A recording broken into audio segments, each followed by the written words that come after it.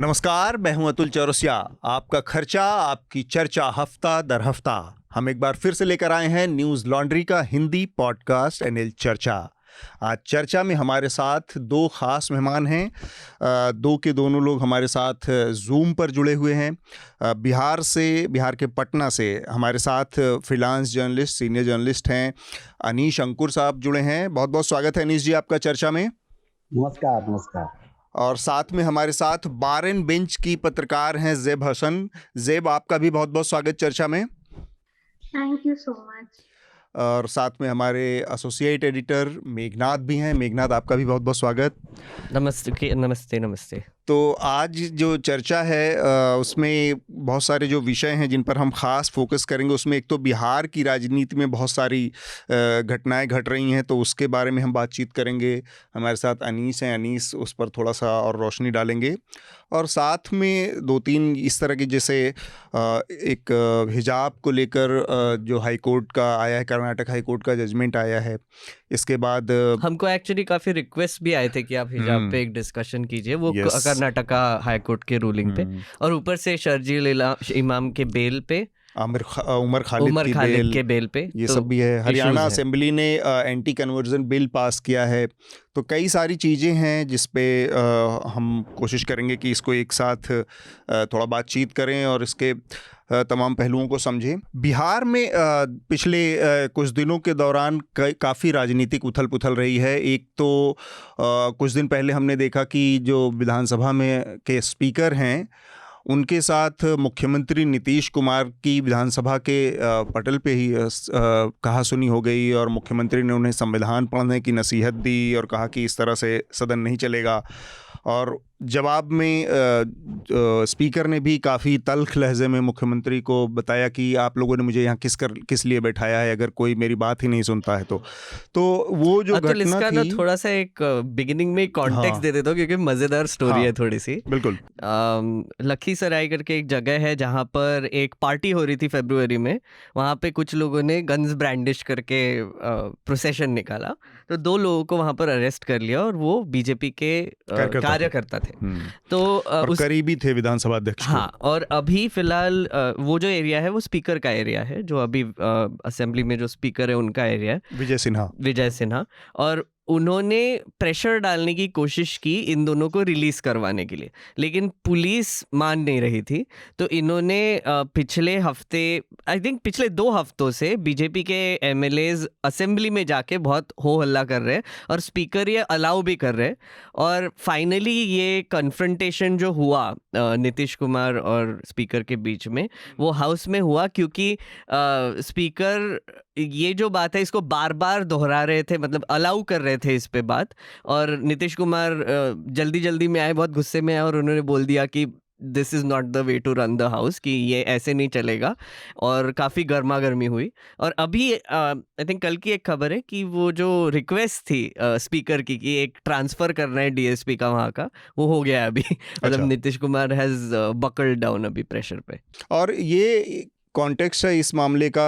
और अगर नीतीश कुमार के लिहाज से देखा जाए तो बतौर मुख्यमंत्री उनका कहना ठीक था कि एक आदमी की गिरफ्तारी अगर 3 दिन 4 दिन लगातार विधानसभा अध्यक्ष के मंच से असेंबली में उठाई जाए तो ये ओवरऑल पूरी सिचुएशन के बारे में एक बहुत गलत तस्वीर पेश करता है कि आप इतनी छोटी सी चीज़ को, क्योंकि आप रिसोर्सफुल हैं, आप उस पद पे बैठे हैं, तो उसका बेजा इस्तेमाल आप इस तरह से करते हैं कि एक आदमी की गिरफ्तारी का मामला 4 दिन लगातार विधानसभा में उठाइएगा और बहुत सारी ज़रूरी चीज़ें, बहुत सारे ज़रूरी कामकाज जो हैं वो छूट जाते हैं, उस पर किसी का ध्यान भी नहीं जाता।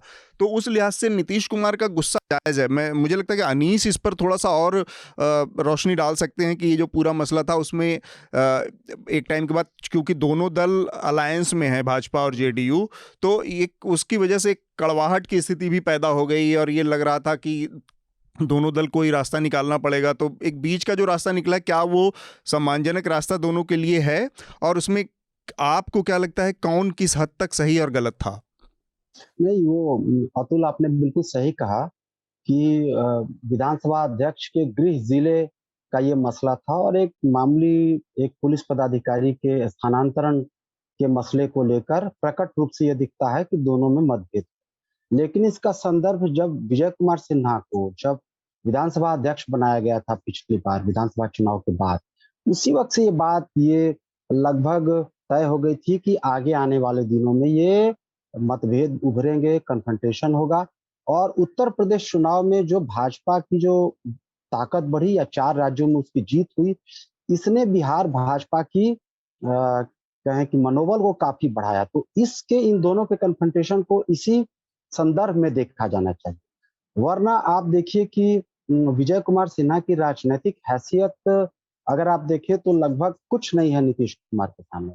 लेकिन एक मामूली मुद्दे को लेकर के जिस तरीके से तो अतिरेक उन्होंने किया और इसमें आपका कहना सही है कि उसमें नीतीश कुमार ने कहा कि संविधान सम्मत जो प्रक्रियाएं हैं अपने कि पुलिस किसको रिपोर्ट करेगी, उसको बाईपास करके आप नहीं जा सकते। इस मामले में नीतीश कुमार का कहना सही था, लेकिन इस पूरे मतभेद का कन्फ्रंटेशन का एक पॉलिटिकल कंटेक्स्ट था और आप देखेंगे कि इस झगड़े के बाद, इस तू-तू मैं-मैं के बाद राजनीतिक सरगर्मियां काफी तेज हो गई थी। बाद में ठीक है कि नीतीश कुमार ने मतलब डीएसपी को स्थानांतरित किया, लेकिन उसके पूर्व में विधानसभा अध्यक्ष को जाके एक सुलहनामा करना पड़ा नीतीश कुमार से अंडर मतलब भीतरी बैठकों में, तब जाकर ये मामला सुलझा। एक छोटी सी चीज़ कॉन्टेक्स्ट के लिए जोड़ना चाहूँगा कि 2020 में जो इलेक्शंस हुए थे बिहार में, उसमें एकदम थोड़ा सा काया पलट टाइप हो गया था कि पहले जो नीतीश कुमार के जेडीयू जो थी उनके 71 सीट्स थे, वो 2020 में आके 43 हो गए और बीजेपी के 53 सीट्स थे वो 74 हो गए। तो इसका मतलब है कि नीतीश कुमार का एक तरीके से हमने बात भी की थी इस पर, मुझे याद है कि नीतीश कुमार चीफ मिनिस्टर तो ज़रूर है, लेकिन असली में कंट्रोल जो असेंबली का है वो बीजेपी के पास है। और स्पीकर जो इलेक्शन हुआ था वो एक जेडीयू के बहुत ही वरिष्ठ एमएलए थे पहले, उनको रिप्लेस करके बीजेपी का आदमी वहाँ पर बिठाया गया 2020 में। जो कि अनीश जी भी कह रहे थे, मुझे लगता है कि ये कहना बहुत ज़रूरी है कि एक स्पीकर का रोल जो होता है वो निष्पक्ष होना चाहिए, क्योंकि उनको सभी पार्टीज को साथ में लेके हाउस चलाने का एक रिस्पॉन्सिबिलिटी होता है। तो फिर एक स्पीकर, मैंने वो वीडियो भी देखा जो नीतीश कुमार का स्पीकर का था, तो वो तो स्पीच देने लगे वहाँ पे कि मेरे क्षेत्र में हो रहा है, मैं जा रहा हूँ तो लोग पूछ रहे हैं कि आप क्या करोगे, और फिर मैं कुछ नहीं कर पा रहा हूँ, एक ट्रांसफ़र भी नहीं करा पा रहा हूँ। ये स्पीकर के चेयर से बोला जा रहा है, जो कि यूजुअली एक एमएलए या फिर एक एमपी बोल सकता है अपने मंच से, स्पीकर नहीं बोल सकता। तो यही एक थोड़ा सा कॉन्टेक्स्ट देना जो हमारी लोकतांत्रिक जो परंपराएं हैं उसमें भी स्पीकर एक बार जो बन जाता है तो ये माना जाता है कि वो आदमी पार्टी के दायित्वों से मुक्त हो गया है, वो अब पूरे हाउस का संरक्षक है, एक तरह से कस्टोडियन होता है वो पूरे हाउस का। बिल्कुल अतुल सही कर रहे हैं। आपको एक बात की और जानकारी दूं कि इसी स्पीकर के वक्त में बिहार विधानसभा में विपक्षी विधायकों की, राजद और वामपंथी दलों के विधायकों की पुलिस द्वारा विधानसभा में घुसकर पिटाई की गई। जी जी, ये अभूतपूर्व था। तो इसलिए इन स्पीकर का, विजय सिन्हा को स्पीकर बनाया जाना, उसके बाद से लगातार इस तरह की तनातनी लगातार चलते रहे। ठीक बात। वो भी घटना काफ़ी हुई थी, हम लोगों ने उस पर भी चर्चा में काफ़ी डिटेल में बात की थी। तो एक बार हम थोड़ा सा इसके और 2-3 पहलू हैं उस पर भी बात कर लेते हैं, फिर हम अपने अगले विषय की तरफ बढ़ेंगे। 2-3 और घटनाएं हुई हैं अनीश। एक तो ये कि जो एक वीआईपी पार्टी थी, विकासशील इंसान पार्टी करके थी, मुकेश सहनी उसके अध्यक्ष थे। तो अब वहाँ पर एक नया घटनाक्रम हुआ है, वो भारतीय जनता पार्टी के साथ अलायंस में थी 2020 के चुनाव से पहले, और वो उस समय जो उनका अलायंस भी हुआ था वो बड़ा अफरा तफरी वाला अलायंस था।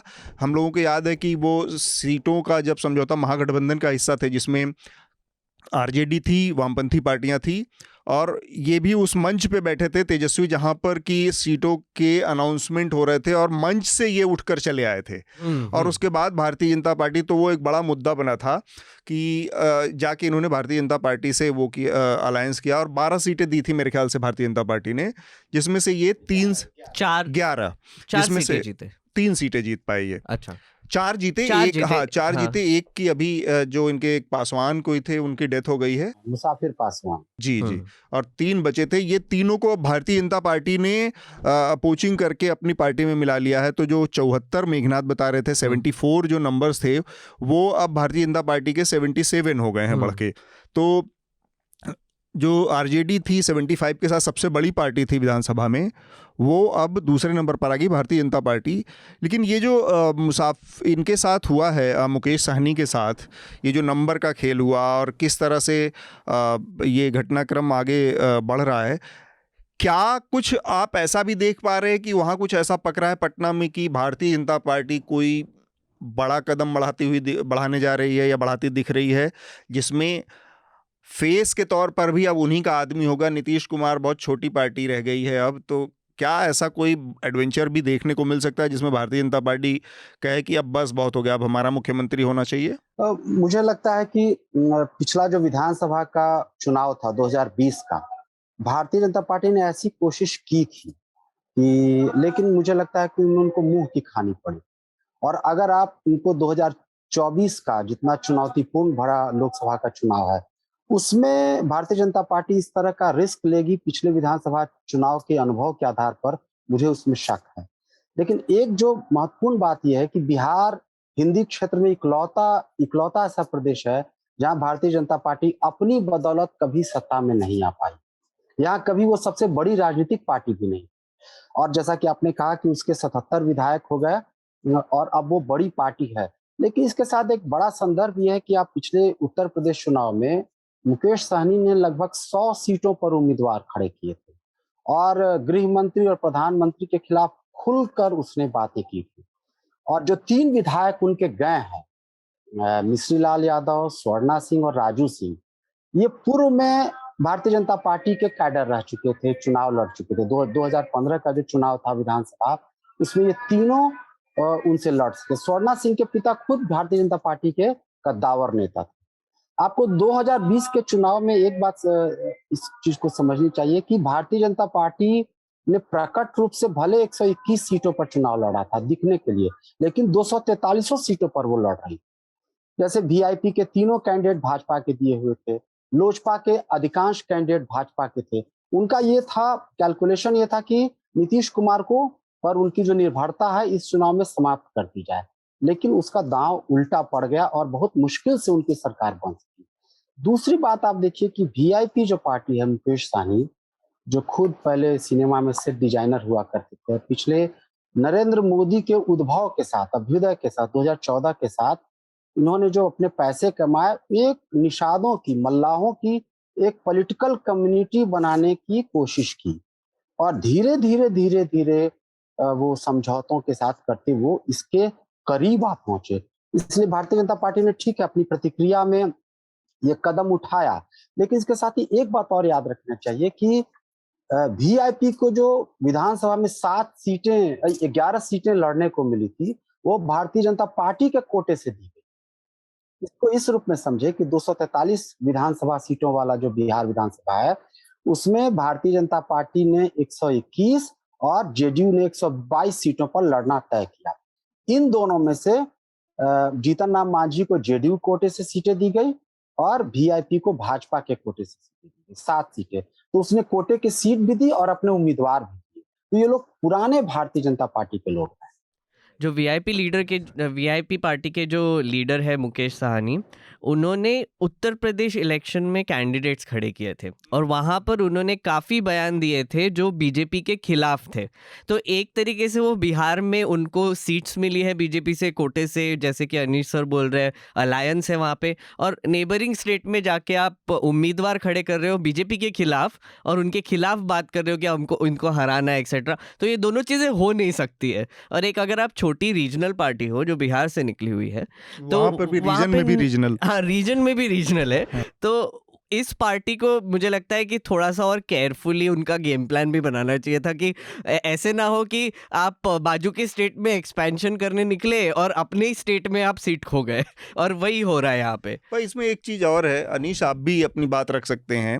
ऐसा नहीं है कि ये केवल मुकेश साहनी ही कर रहे थे, वीआईपी ही कर रहे थे, जेडीयू ने भी ऐसा ही किया। जेडीयू भी उत्तर प्रदेश का चुनाव लड़ रही थी। संभव है कि मुकेश सहनी ने वो लाइन क्रॉस की हो जो कि मोदी के ऊपर, अमित शाह के ऊपर अटैक करने वाली बात है, कि भाई उन्होंने पर्सनल उनके ऊपर अटैक करना शुरू किया, तो बात शायद यहाँ तक बिगड़ गई।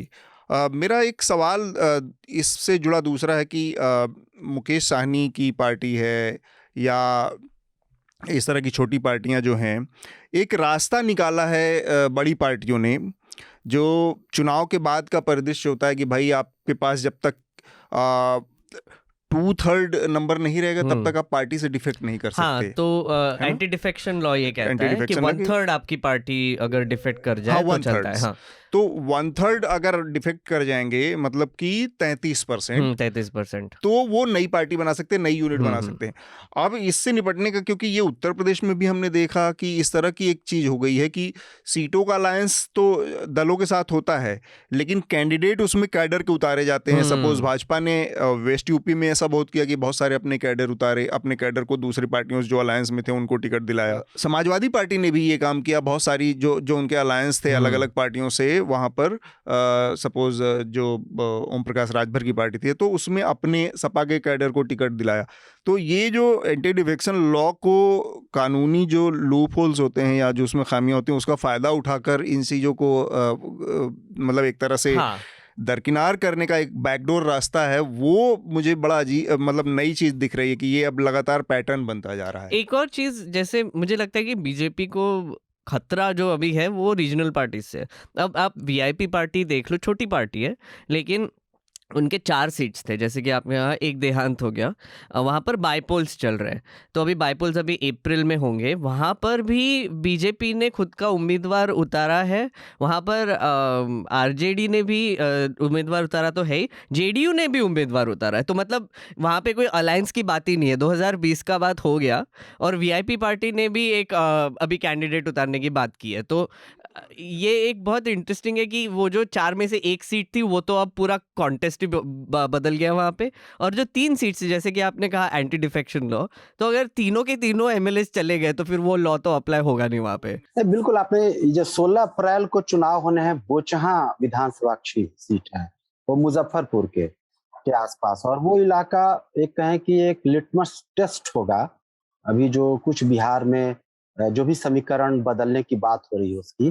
जैसे आप देखिए, सबसे दिलचस्प है कि वीआईपी के जो विधायक थे जिनकी मृत्यु के बाद वहां चुनाव हो रहा है, मुसाफिर पासवान, उनका बेटा स्वाभाविक था कि वीआईपी से चुनाव लड़ता, लेकिन वो आरजेडी से चुनाव लड़ रहा है। दिलचस्प है। और अमर पासवान, ये इन तीनों विधायकों ने जो अभी भाजपा में गए, बेबी कुमारी जो भारतीय जनता पार्टी की कैंडिडेट थी, भारतीय जनता पार्टी में जाने से पहले इन लोगों ने उनका समर्थन किया था और यही प्लान बनाया बीजेपी में शिफ्ट करने का। दूसरी तरफ आप देखिए कि ये जो इलाका है बोचहां, मुजफ्फरपुर का इलाका, ये जो निषाद आबादी है, जो मल्लाह आबादी है, उसकी एक बड़ी तादाद वहां रहा कर। जब पुराने समय में मुझे याद है, जब आरजेडी जिसके साथ माई समीकरण हम लोग कहा करते थे, कहते थे कि इस इलाके में वो MMY समीकरण करती है, मुस्लिम मल्लाह यादव। तो ये एक मल्लाहों का अब तक कहें कि कोई पॉलिटिकल राजनीतिक नुमाइंदगी उनके नहीं थी, प्रतिनिधित्व नहीं था। उनके एक लीडर थे कैप्टन जयनारायण निषाद, मंत्री वगैरह भी बने थे, लेकिन मुकेश सहनी की खासियत ये है कि उसने उसको एक कम्युनिटी के बतौर, एक पावर ब्लॉक भी है, वो कर सकते हैं। और भारतीय जनता पार्टी आप कहें कि ये रिस्क ही ले रही है, क्योंकि ये इस कास्ट का बतौर लीडर धीरे धीरे स्टैब्लिश हो चुका है। और भारतीय जनता पार्टी को जो 74 सीटें जीतने को मिली हैं, जितना क्लोज फाइट था बिहार विधानसभा पिछला आपने देखा होगा, उसमें बहुत सारी सीट निषाद की इस वोट की वजह से वो जीत पाए।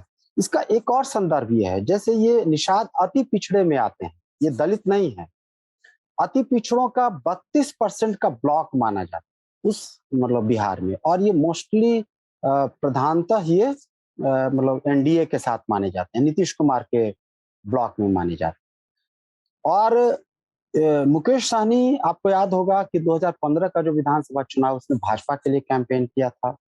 नरेंद्र मोदी के ये एनडीए भाजपा के क्लोज थे, लेकिन धीरे धीरे उसको ये एहसास हो गया है कि हमारी जो कम्युनिटी है, इसकी बदौलत हम आगे में अगर सवर्णों से अगर अलायंस करेंगे करके फ्यूचर में बिहार में अगर मुख्यमंत्री नहीं तो उप मुख्यमंत्री पद तक जा सकते हैं।